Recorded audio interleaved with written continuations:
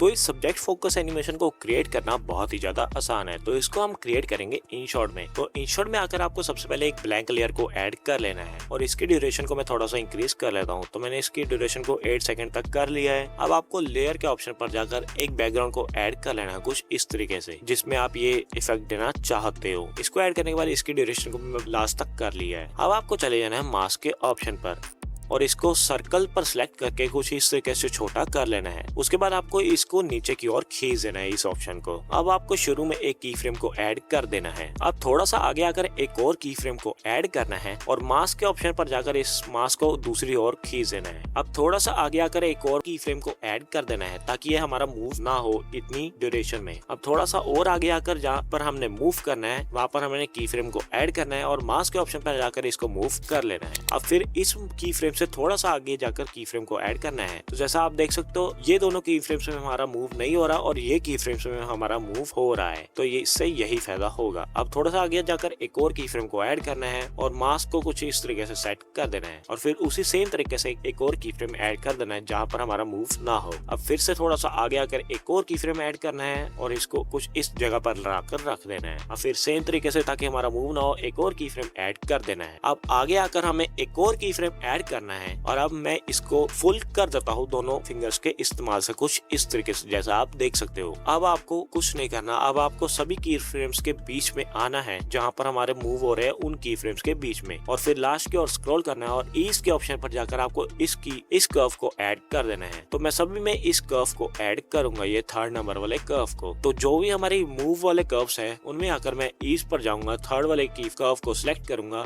और सभी में इस तरीके से ऐड कर दूंगा। अब इसको सेव कर लूंगा। अब सेव हो जाने के बाद हमें न्यू प्रोजेक्ट पर आना है और इस वीडियो को ऐड कर देना है। इस वीडियो को ओपन करने के बाद शुरू में एक की फ्रेम को ऐड करना है और जहाँ पर हमारा मूव हो जाएगा वहाँ पर एक की फ्रेम को ऐड करना है और इसको कुछ इस तरीके से दोनों फिंगर्स के इस्तेमाल से जूम कर देना है जैसे मैंने किया है। अब थोड़ा सा आगे जाकर की फ्रेम ऐड करना है और थोड़ा सा आगे जाकर जहाँ पर हमारा पूरा मूव हो जाएगा हमें की फ्रेम ऐड करना है और इसको कुछ इस तरीके से कर देना है मूव। अब फिर से उसी तरीके से की फ्रेम्स के इस्तेमाल से सेट करते जाना है। तो सभी लेयर्स में की फ्रेम्स ऐड कर लेना है जैसे मैं कर रहा हूँ। अगर आपको की फ्रेम्स को इस्तेमाल करना सही तरीके से नहीं आता तो मुझे कमेंट सेक्शन में बता सकते हो। मैं इसके ऊपर एक डेडिकेटेड वीडियो बना दूंगा कि आप की फ्रेम्स का इस्तेमाल कैसे कर सकते हो सही तरीके से। तो इस की फ्रेम्स का इस्तेमाल करके कुछ हमारा ये इस तरीके से क्रिएट हो चुका है। अब आपको चले जाना है फिल्टर के ऑप्शन पर और यहाँ पर इफेक्ट्स के ऑप्शन पर जाना है और अब यहाँ पर आपको बीट्स का ऑप्शन मिलेगा, बीट्स पर जाना है और यहाँ पर आप एक ब्राइट वाला इफेक्ट है इसको ऐड करना है। इसकी स्ट्रेंथ को थोड़ा सा कम कर लेना है और इंटरवल को भी थोड़ा सा कम कर लेना है और इसको लास्ट तक कर लेना है इफेक्ट को। तो ये इंटरवल थोड़ा सा ज्यादा हो गया है तो हमें इंटरवल एडिट पर जाकर इंटरवल को इंक्रीज कर देना है। तो भी हमारा इफेक्ट कुछ इस तरीके से क्रिएट हो चुका है। अब आप इसको सेव कर सकते हो and here is the final result.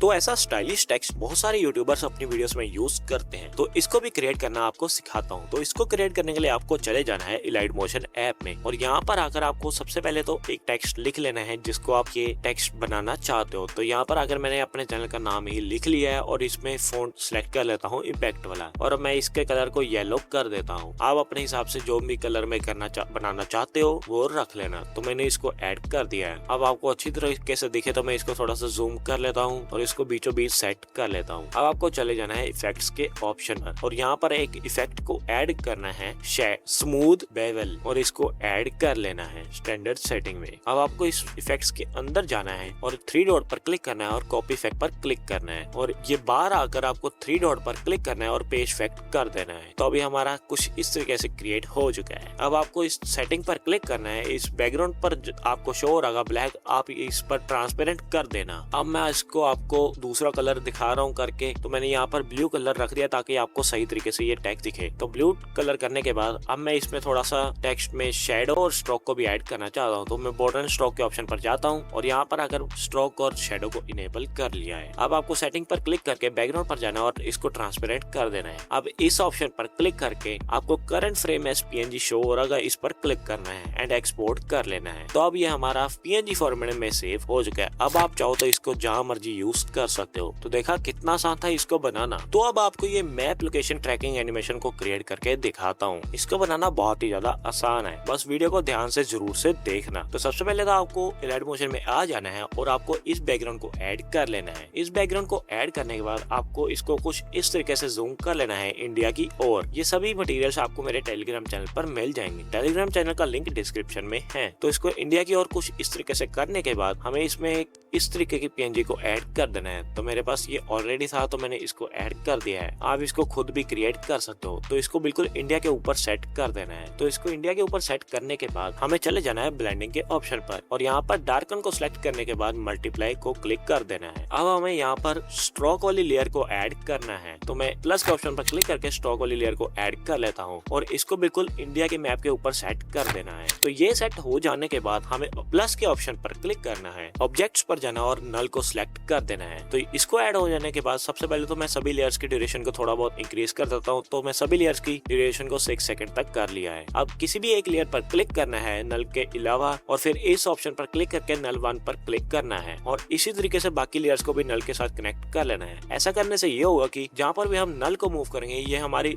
सभी लेयर्स एक साथ मूव होंगी, जैसे कि आप देख सकते हो। तो अभी मैं नल के इस्तेमाल से इसको कुछ इस तरफ को मूव कर लेता हूँ। अब प्लस के ऑप्शन पर जाकर आपको कुछ इस तरीके का एक पीएनजी लोकेशन वाला ऐड कर देना है और इसको सेट कर देना है इसकी लोकेशन पर और फिर इस ऑप्शन पर क्लिक करके इसके एक डुप्लीकेट को क्रिएट कर लेना है एंड मूव के ऑप्शन पर जाकर इसको कुछ इस तरीके से इंडिया के मैप के ऊपर सेट कर लेना है। आप जिस भी मैप का क्रिएट करना चाहते हो आप अपने हिसाब से कर सकते हो। तो मैं अभी इंडिया के मैप का करके दिखा रहा हूँ। तो ये सेट हो जाने के बाद हमें इन दोनों को भी नल के साथ कनेक्ट कर देना है सेम तरीके से। अब नल के इस्तेमाल से इसको कुछ इस तरफ को मूव कर लेता हूँ ताकि मुझे आराम से दिखे। अब प्लस के ऑप्शन पर जाकर यहाँ पर वेक्टर ड्राइंग का ऑप्शन मिल रहा है, आपको उस पर क्लिक करना है। अब ये ओपन हो जाने के बाद आपको ये पॉइंटर सा दिख रहा होगा, ये हमारा मूव हो रहा है। तो इसको सेंटर से मूव करने के बाद हमें पहले लोकेशन वाले पीएनजी पर जाना है और इस प्लस के ऑप्शन पर क्लिक करना है और फिर यहाँ पर आकर फिर से प्लस के ऑप्शन पर क्लिक करना है और अब लास्ट वाले पॉइंटर पर जाकर फिर से प्लस वाले ऑप्शन पर क्लिक करना है। अब इसको इस जगह से मूव करना है अपने हैंड के इस्तेमाल से और सेंटर वाले पॉइंट पर आकर सेंटर पॉइंट पर क्लिक करना है। तो ये हमारा कुछ इस तरीके से कर्व में हो जाएगा। ये हो जाने के बाद इसकी भी सबसे पहले मैं ड्यूरेशन को लास्ट तक कर लिया है। अब कलर एंड फिल के ऑप्शन पर जाकर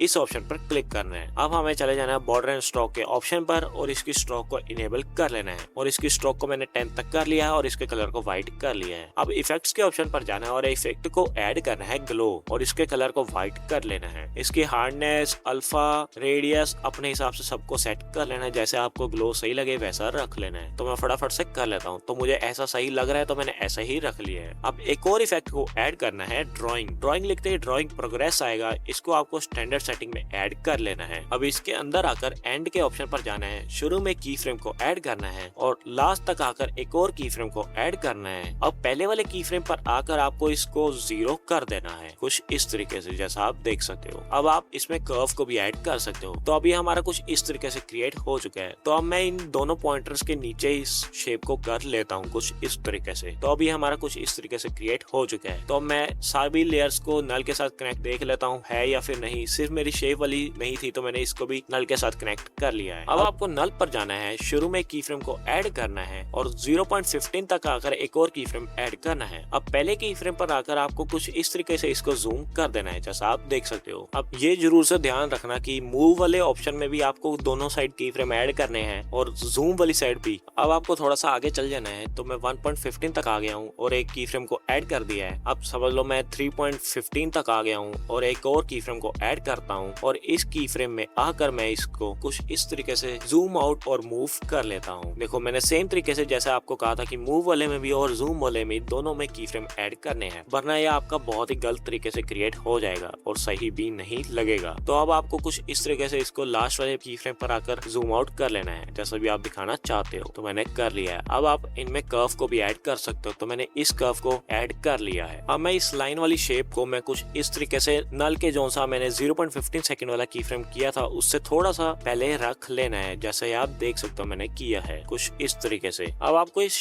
शेप के इफेक्ट्स पर चले जाना है और ड्राइंग प्रोग्रेस पर जाकर एंड पर चले जाना है और इसके की फ्रेम को थोड़ा सा आगे कर देना है क्योंकि अब हम लास्ट की ओर इसको ट्रिम करेंगे। तो अभी हमारा कुछ इस तरीके से क्रिएट हो चुका है। अब मैं इसकी लास्ट लेयर को कुछ इस तरीके से ट्रिम कर देता हूँ ताकि ये सभी लेयर्स की ड्यूरेशन के बराबर हो जाए। तो अभी हमारा क्रिएट हो चुका है। अब इसको सेव कर सकते हो and here here's the final result.